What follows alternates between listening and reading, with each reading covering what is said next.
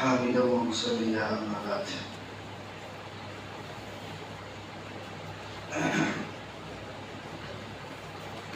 سامعین مکرم،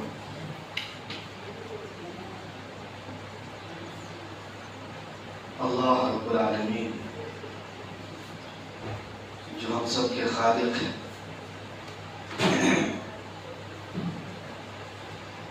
ان کی بات کرنا، ان کی تعریف کرنا، ان کے گن گانا، ان کی ستائش بیان کرنا، یہ ایک بہترین مشغلہ ہے۔ اسی طریقے سے ان کی بات سننا،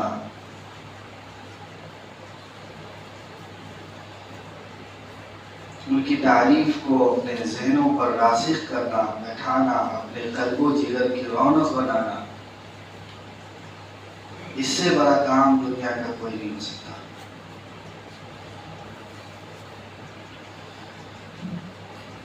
میں یہاں بیٹھا تھا اور سامنے میری نگاہ پڑی، وہاں لکھا ہے کل من علیہا فان ویبقی وجہ ربک ذو الجلال والاکرام۔ تو سوچا کہ اسی آیت پر بات ہو جائے۔ سادہ سا ترجمہ ہے، یہ سورہ رحمان کی آیت ہے کہ ساری کائنات مر جائے گی، پوری کائنات مر جائے گی، حضرت جبریل ہوں یا دنیا کا ادنا سے ادنا انسان ہو،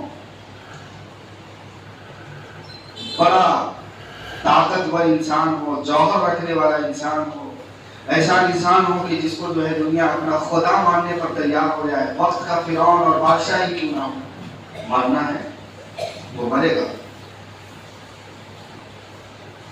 کیوں مرے گا؟ یہ بتانے کے لیے، دنیا کو سمجھانے کے لیے، کائنات کے ذہنوں میں یہ بات کو راسخ کرنے کے لیے کہ بقا والی ذات اگر کوئی ہے، موجود رہنے والی ذات اگر کوئی ہے، زندہ رہنے والی ذات اگر کوئی ہے تو وہ اللہ کی ذات ہے، اس کے علاوہ ساری کائنات مرے گی۔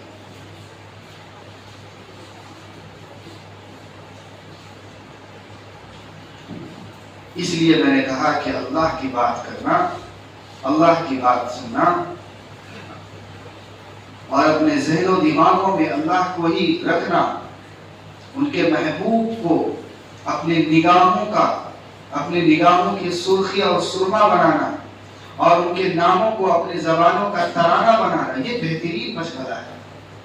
اسی پر دنیا کا جو ہے ساری عبادتیں اور دنیا کی ساری ریاضتیں، دنیا کی ساری محنتیں، ایمان کے سارے تقاضے اور جد و جہد، یہ قربانیاں اور یہ دعوت و تبلیغ کی جو ہے نشر و اشاعت، مدارس کا جال اور خانقاہوں کا نظام اور اللہ کے راستے میں نصرت اور جو ہے ہجرت کے معاملات، یہ اسی کے اوپر نربھر ہیں، اسی سے تعلق رکھتے ہیں کہ صرف اللہ کی ذات کی جو ہے گن گایا جائے، اس کو دنیا کے اندر چل پھر کر کے بیان کیا جائے، اس کے ہونے کا یقین، کائنات کے چاہے وہ انسانوں سے تعلق رکھتے ہوں، جناتوں سے تعلق رکھتے ہوں، دیگر مخلوقات سے تعلق رکھتے ہوں، ان سے نہ ہونے کا یقین انسان کے دلوں پر بیٹھا دیا جائے، اسی کا احساس کے لیے یہ ساری چلت پھرت اور محنتیں ہوتی رہتی۔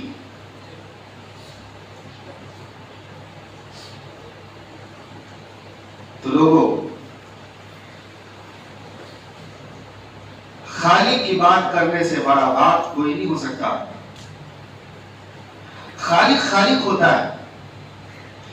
انسان جب اپنی زندگیوں سے مایوس ہو کر کے، اور مایوس بھی جب اپنے لوگ اس کا ساتھ چھوڑ دیں اور اپنے لوگ اس کے اوپر تلوار بر کر کے سایہ فلک ہو جائیں اور اپنے لوگ جو ہے اپنے ہاتھوں کو اس سے کھینچ لیں، تو کیا تکلیف ہوتی ہے ایسے عالم میں کہ جب پوری کائنات اندھیری نظر آ رہی ہو۔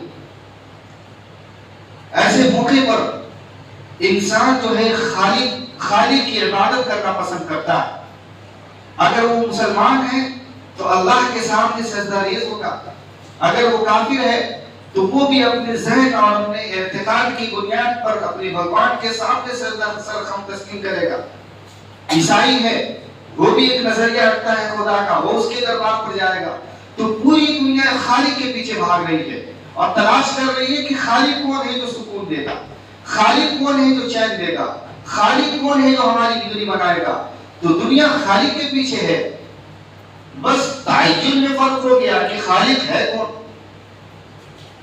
تو اس تعین کو اور اس شخصیت کو نمایاں کرنے کے لیے اور یہ بتانے کے لیے کہ خالق کی تلاش میں جو کائنات یہاں وہاں پھر رہی ہے، کوئی 313 مانتی ہے تو کوئی مثلث کا قائل ہے، 3 خدا کو مانتا ہے، کوئی ہزاروں بھگوان چلتے پھرتے اٹھتے بیٹھتے اور راستے پر چلتے جو پتھرات ہوتے ہیں اس پہ جو ہے ٹھیس لگ جائے تو اسے خدا بنا لیا، کوئی نفع پہنچا دیا تو اسے خالق کہہ دیا. یہ جو سارے نظریات ہیں ان کو کیوں نہ ایک خالق پر اور ایک شخص تعین پر قائم کر دیا جائے جو واقعتاً خالق ہے. اسی کے لیے نبی علیہ السلام اور حضرات انبیاء کا سلسلہ جاری کیا گیا اور یہ بتایا گیا کہ خالق کا تصور کیا ہے.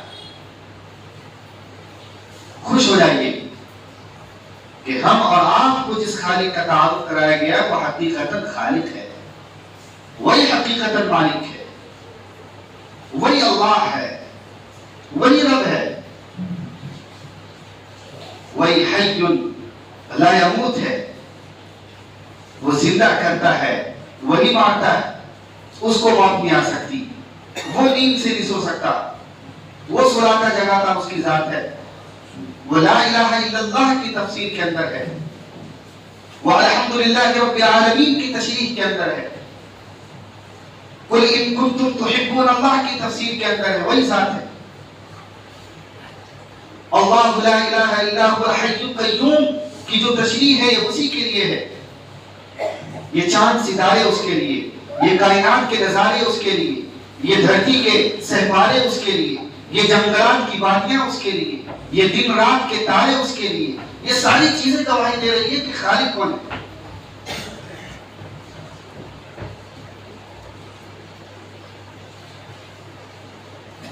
لہذا ایک احسان اللہ رب العالمین کا جو ہمارے اوپر ہے وہ یہ ہے کہ اس نے خالق کا تعین ہمیں کرا دیا ہے. قرآن جیسے مقدس پارے اور نبی علیہ السلام جیسے رسول، سچے رسول، امانت دار رسول کو ہمارے اندر مبعوث فرما کر ہمیں یہ بتا دیا ہے کہ اب میرا کام یہاں تک ہے. مجھے یاد آیا کہ ایک کتاب مدارس کے اندر پڑھائی جاتی ہے، شرح تہذیب نام ہے، علمی نقطہ ہے. شرح تہذیب منطق کی کتاب ہے اور عموماً ذرا مشکل کتاب ہے. استاد بھی بہت کم سمجھ پاتے ہیں اور شاگرد بھی کم سمجھتے ہیں. پہلے صفحے پر ایک بحث چھیڑی ہے اس منطق کی کتاب میں کہ ایصال الی المطلوب اور ایصال الی الطریق کسے کہتے ہیں.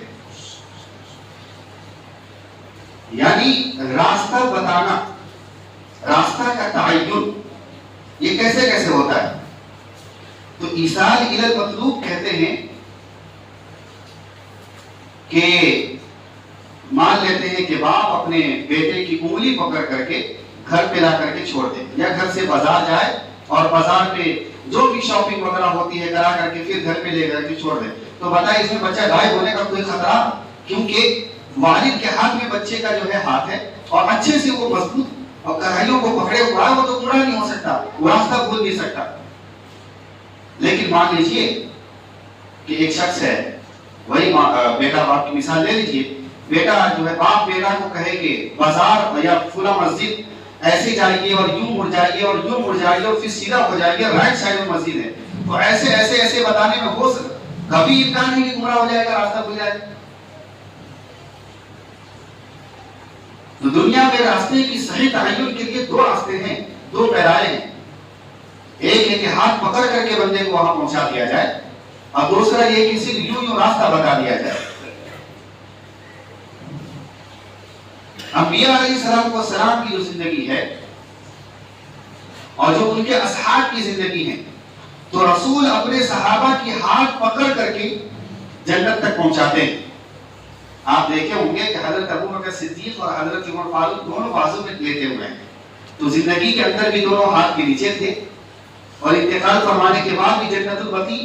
اور ہمارا نقطہ نظر ہے کہ وہ جو ما بین بیتی و منبری روضۃ من ریاض الجنہ کی حدیث ہے کہ رسول اللہ صلی اللہ علیہ وسلم کا جو قبر اطہر ہے، جو عائشہ کا حجرہ اور آپ صلی اللہ علیہ وسلم کا منبر مبارک، ان درمیان میں جو بھی تقریباً 3 صف کے فاصلے ہیں اور 30 یا 40 کے قریب انسان نماز پڑھتے ہیں بیک وقت میں، وہ جنت بلکہ جنت سے اعلیٰ مقام رکھتی، عرش و کرسی سے بھی افضل ہے وہ مقام. اور اس مقام کے اوپر اللہ کے نبی مدفون ہیں، اور اسی مقام پہ حضرت ابوبکر صدیق بھی ہیں، عمر فاروق بھی ہیں. تو گویا کہ وہ جنت کی دھرتی ہے، جنت سے اعلیٰ دھرتی ہے، وہاں پہ دونوں موجود ہیں.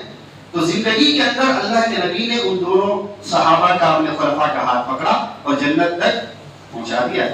تو بھٹکنے کا تو گمراہ نہیں ہو سکتا.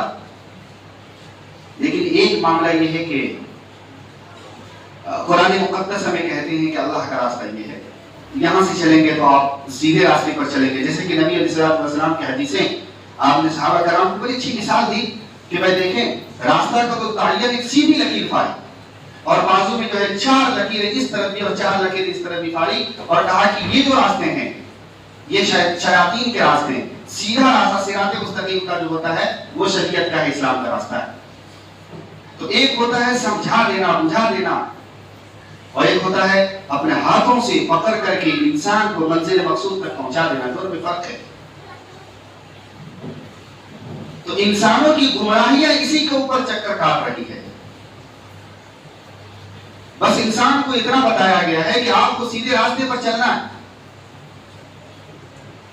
ہزاروں ادیان گزری شریعت محمدی سے پہلے، لیکن جب یہ آئی تو گویا کہ اصحال الی مطلوب کا کام کیا کہ ایسے ایسے راستے بتائے ہیں کہ اب گمراہ ہونے کا کوئی خطرہ نہیں ہے. لیکن پھر بھی اگر ضد اور ہر دروی کی بنا پر اگر کوئی گمراہی کا راستہ اختیار کرتا ہے تو اس کے لیے اللہ نے جہنم تیار کر رکھی.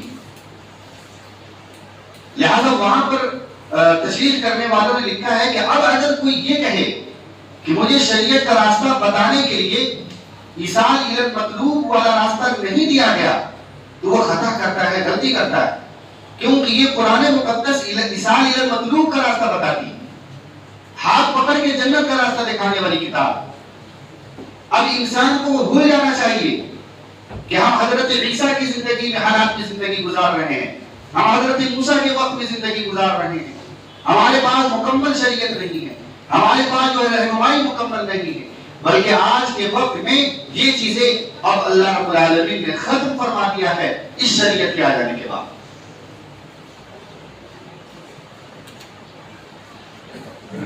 لہذا یاد رکھیں کہ شریعت ایک خاص قرہ امتیاز کا نام ہے، زندگی گزارنے کا ایک بہترین پلیٹ فارم کا نام ہے. اس شریعت پر انسان اگر آئے گا تو اسے خالق حقیقی کی معرفت نصیب ہوگی، خالق حقیقی کا اصل تعین نصیب ہوگا، اور قربت اللہ کے ساتھ استحضار کے ساتھ زندگی گزارنے کا اس کو ایک موقع ملے گا. اور وہی موقع ہے جسے ہم صراط مستقیم کہتے ہیں. لہذا یہ باتیں آپ ہی جیسے ذہنوں کو لے کر کے کیا جا سکتا ہے. آخر میں عرض گزارش آپ سے یہ ہے کہ دیکھیں جیسے کہ میں نے آپ کے سامنے یہاں تک جو تمہید بانی ہے وہ تھا کہ شریعت محمدی کا استحضار یعنی صحیح راستوں کا تعین جو اللہ رب العالمین نے ہمیں دیا ہے، لیکن اس شریعت پر ہاتھ پکڑ کر عمل کرانے والے آج بھی لوگ علماء کرام کی صورت میں موجود ہیں. اس بات کو آپ یقین جانیے، چاہے لوگ کتنے بھی افواہیں اڑا لیں، کتنے بھی جو ہے تشمیع کا نشانہ بنا لیں، کتنے بھی تیر اور تہم چلا لیں اور برگشتہ کر لیں عوام الناس کو، لیکن ہماری عوام اتنی بیوقوف نہیں ہے، وہ جانتی ہے کہ علماء کرام ہمارے اوپر خدا کی رحمت ہے، علماء دین ہمارے اوپر خدا کا فضل ہے، علماء ربانی خدا کا ہمارے اوپر ایک احسان ہے. وہ صحیح تعین کے ساتھ، صحیح نہج کے ساتھ آج بھی وہی کام کر رہی ہے. یہ غلط بات ہے ہمیں یہ گمراہ کیا گیا کہ علماء اس زمانے میں تھے، آج کے زمانے میں کام نہیں ہو رہا، یا علماء ربانی اس زمانے میں تھے، آج علماء سو پیدا ہو گئے ہیں۔ نعوذ باللہ من ذالک، ان چیزوں کو ذہنوں سے نکال دیجئے۔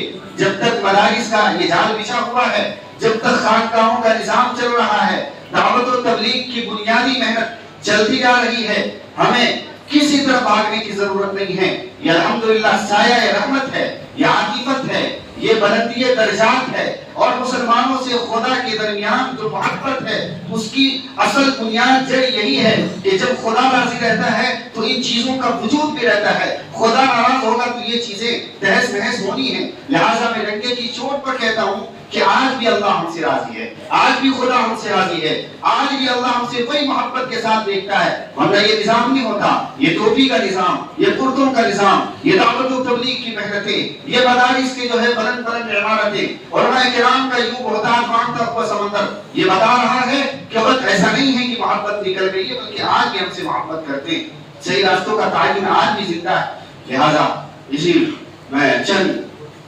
گزارشات کے بعد اپنی جو ہے تقریر کو ختم کروں گا کہ ان مدارس کا اور جس لائن سے نصرت اور مدد اور ہجرتیں ہو رہی ہیں دین کی، اس میں تعاون کرنا اور تعاون لینا، اس پر محنت کرنا، کم از کم اس کو بہترین اور سچی محبت کی نگاہ سے دیکھنا، یہ ایمان کا حصہ ہے، اس کو برقرار رکھنا چاہیے۔ اللہ رب العالمین ہمیں بات کی سمجھ کی تو صحیح توفیق عطا فرما دے۔ وآخر دعوانا ان الحمد للہ رب العالمین۔